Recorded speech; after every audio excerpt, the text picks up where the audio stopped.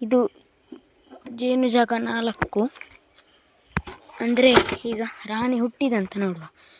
ರಾಣಿ ಕಣ್ಣಗಳನ್ನು ಕತ್ತರಿಸುವುದು 3-4 ದಿನಗಳ ಹಿಂದೆ ಹಾಕಿದ್ದೆ. ಈಗ ಫೀಡಿಂಗ್ ಅಪ್ಪನ ಇಲ್ಲಿಟ್ಟು ನೋಡುವ ರಾಣಿ ಹುಟ್ಟಿದ ಇಲ್ಲ ಅಂತ. ರಾಣಿ ಹುಟ್ಟಲಿಲ್ಲ ಅಂದರೆ ಬೇರೆ ಯಾವುದಾದ್ರೂ ಪೆಟ್ಟಿಗಿಂದ ಒಂದು ಮೊಟ್ಟೆ ಏರಿ ಕೊಟ್ಟು, ಅಂದರೆ ರಾಣಿ ಫೇಲ್ ಆಗಿದೆ ಅಂದರೆ ಕೆಲವೊಮ್ಮೆ ರಾಣಿ ಹುಟ್ಟುವುದಿಲ್ಲ ಅಲ್ಲ, ಕೆಲವೊಂದು ಡಿಸೀಸಿಗೆಲ್ಲ, ಹಾಗೆ ಕೊಡಬೇಕಾಗ್ತದೆ ಒಂದು ಮೊಟ್ಟೆ ಏರಿ.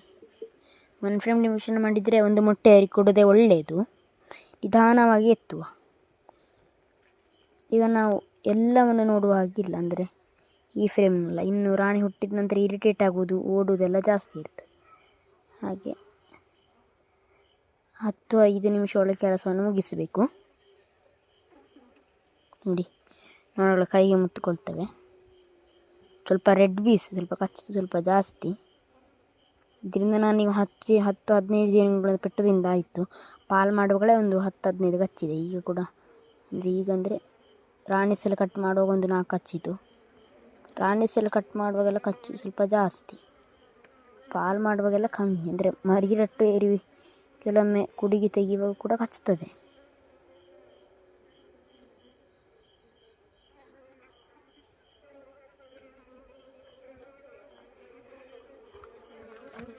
ನೋಡಿ, ಕಚ್ಚಿತು ಸುಮಾರು.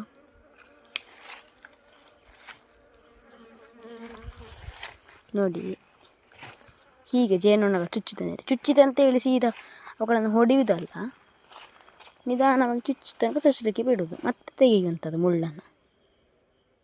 ನೋಡಿ ಯಾವ ಥರ ಚುಚ್ಚುತ್ತಾ ಉಂಟಂತ ನೋಡಿ. ಸ್ಟಿಂಗನ್ನು ಒಂದು ಬಿಡ್ತದೆ, ಇಲ್ಲದ್ರೆ ತಗೊಂಡೋದ್ರೆ ಅದು ಜೀವ ಉಳಿತದೆ. ಹಾಗೆ ಈಗ ಇನ್ನೊಂದು ಪೆಟ್ಟಿಗೆಯಿಂದ ಮೂಗಿ ಕೈಗೆಲ್ಲ ಕಚ್ಚಿದೆ, ಹೋಯ್ತು. ನೋಡಿ, ಸ್ಟಿಂಗ್ ಅನ್ನೋದು ಅದರೇ ತಗೊಂಡದ್ದು.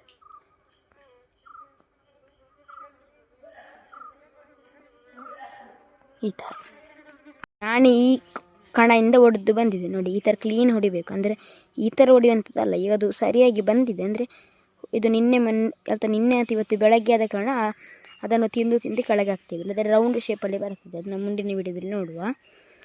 ಈಗ ರಾಣಿ ಎಲ್ಲಿದೆ ಅಂತ ನೋಡಬೇಕು. 4-5 ಕಚ್ಚಿ ಅಭ್ಯಾಸ ಆಗಿ ಹೋಗಿದೆ. ಈಗ ಇದು ಕೂಡ 2 ಫ್ರೇಮ್ ಡಿವಿಷನ್ ಆಗುತ್ತಿದ್ದರಿಂದ 3-4 ರಾಣಿ ತತ್ತಿ ಉಳಿಸಿದರೆ ಕೂಡ ಏನಾಗಲ್ಲ.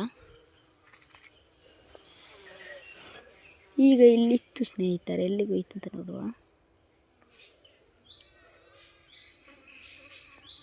ಇಲ್ಲಿದೆ ಕ್ವೀನ್, ಕಾಣ್ತದಾ? ಇಲ್ಲಿ ಫೋಕಸ್ ಮಾಡಿ ನೋಡಿ, ಇದುವೇ ಕನ್ಯಾ ರಾಣಿ. ಮೊಟ್ಟೆ ಇಡುವ ರಾಣಿ ಅಲ್ಲ, ಕನ್ಯಾ ರಾಣಿ. ಹಿಂಭಾಗ ಸ್ವಲ್ಪ ಕಪ್ಪಿರ್ತದೆ. ಇನ್ನು ನೀಟಾಗಿ ಬರುವಾಗ ಒಂದು ಶೈನಿ ಕಲರ್ ಥರ ಒಂಥರ ಕಲರ್ ಬರ್ತದೆ. ನೋಡಿ, ಇದು ಹೋಗ್ತಾ ಇದೆ. ಈಗ ಸ್ವಲ್ಪ ಸೈಜಲ್ಲಿ ದೊಡ್ಡದಿದೆ. ಮುಂದಿನ ಪೆಟ್ಟಿಗೆ ಇನ್ನೊಂದಿದೆ, 1 ಫ್ರೇಮ್ ಡಿವಿಷನ್ ಮಾಡಿದ್ದಲ್ಲ, ಅದನ್ನು ಈಗಲೇ ನೋಡುವ. ಈಗಲೇ ಅಂದರೆ ಇನ್ನೊಂದು ನೆಕ್ಸ್ಟ್ ಕ್ಲಿಪ್ಪಲ್ಲಿ ಹಾಕ್ತೇನೆ. ನೋಡಿ, ಈಚೆ ಹೋಯಿತು. ಈ ಥರ 1 ಫ್ರೇಮ್ ಡಿವಿಷನ್ ಮಾಡೋದ್ರಿಂದ ನಮಗೆ ಲಾಭವಿದೆ. ಅಂದರೆ ರಾಣಿ ಸೆಲ್ ಕಟ್ ಮಾಡಬೇಕಂತಿಲ್ಲ. ಅಂದರೆ ಈಗ ನಾನು ತೋರಿಸ್ಲಿಕ್ಕೋಸ್ಕರ ಮೊನ್ನೆ 2-3 ಸೆಲ್ ಉಳಿಸಿದ್ದೆ ಅಲ್ಲ, ಇನ್ನೊಂದು ಸೆಲ್ಲನ್ನು ನಾವು ನಾಶ ಮಾಡಿದ್ದೇವೆ. ಈಗ ಅದು ನೋಡುವಂತಿದ್ರೆ ಅದಿಲ್ಲ, ಫುಲ್ ತೆಗೆದಿದ್ದೇವೆ. ಅಂದರೆ ಈಗ ಬೇಗ ಹುಟ್ಟಿರ್ಬೋದು ರಾಣಿ. ಹಾಗೆ ಇದು ಇವತ್ತಿನ ಒಂದು ಅಪ್ಡೇಟ್. ಇದನ್ನು ಮುಂದಿನ ವಿಡಿಯೋದಲ್ಲಿ ಕೂಡ ನೋಡುವ.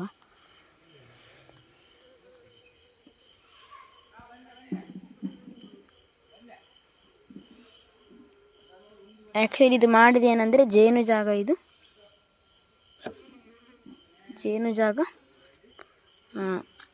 4. ಇದು ಇನ್ನೊಂದು ಪೆಟ್ಟಿಗಿದೆ ನೋಡಿ. ಇದು ಕೂಡ 8 ಫ್ರೇಮ್ ಫುಲ್ ಆಗಿದೆ. ಓಪನ್ ಮಾಡಿದೆ ನೋಡಿ, ಫುಲ್ ಆಗಿದೆ. ಇದು ಹಳೇದು, ಇದನ್ನು ತೆಗಿಬೇಕು. ಇದನ್ನೆಲ್ಲ ಜೇನಿಗೆ ಬಿಟ್ಟರೆ ಜೇನು ಮಾಡೋದಿಲ್ಲ. ನೋಡಿ, ವೈಟಿಶ್ ಮೇಣ ಕೂಡ ಇದೆ. ನೋಡಿ ಹೊಸ ಕೋಂಬ್ ಬಿಲ್ಟ್ ಮಾಡಿದೆ ಇಲ್ಲಿ.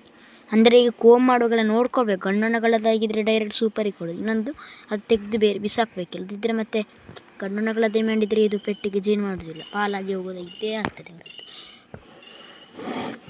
ನೋಡಿ, ಹೊಸ ಏರಿ 8 ಫ್ರೇಮ್ ಫುಲ್ ಆಗಿದೆ. ಈಚೆ ಕೂಡ ಇದು ಜೇನು ಜಾಗ 4 ಅಷ್ಟೇ. ನನ್ನ ಜೇನು ಜಾಗ 4 ತನಕ ಮಾತ್ರ. 4 ಸೈಟ್ ಇರೋದು.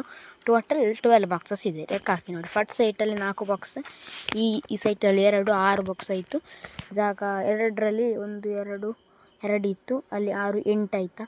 ಇನ್ನೊಂದು ಜಾಗ 3ರಲ್ಲಿ 1 2 3 4 4 ಪ್ಲಸ್ 8 12 ಬಾಕ್ಸ್ ಇದೆ. ಈ ಥರ ಫೀಡಿಂಗ್ ಕಪ್ಪೆಲ್ಲ ಮಳೆಗಾಲದಲ್ಲಿ ಕೊಟ್ಟಂಥದ್ದು. ಸರಿ, ಇನ್ನು ಮುಂದಿನ ವಿಡಿಯೋದಲ್ಲಿ ನೋಡುವ ಇದನ್ನು ಸೂಪರ್ ಕೊಡೋದು ಅಥವಾ ಜೇನು ಹೇಗೆ ಮಾಡ್ತೇವೆ ಅಂತ. ಒಂದು ಸಬ್ಸ್ಕ್ರಿಪ್ಷನ್ ಹಾಕಿಕೊಳ್ಳಿ. ನೀವು ಎಷ್ಟು ನೋಟಿಫಿಕೇಷನ್ ಬಿಲ್ಲನ್ನು ಆಲ್ ಅಂತ ಕ್ಲಿಕ್ ಮಾಡಿದರೆ ನಿಮಗೆ ಆದಷ್ಟು ಬೇಗ ನನ್ನ ವೀಡಿಯೋವನ್ನು ನೋಡ್ಬೋದು ಅಂತ ಹೇಳುತ್ತಾ ನನ್ನ ಚಾನಲ್ನ ಇವತ್ತು ಮುಗಿಸುತ್ತಿದ್ದೇನೆ.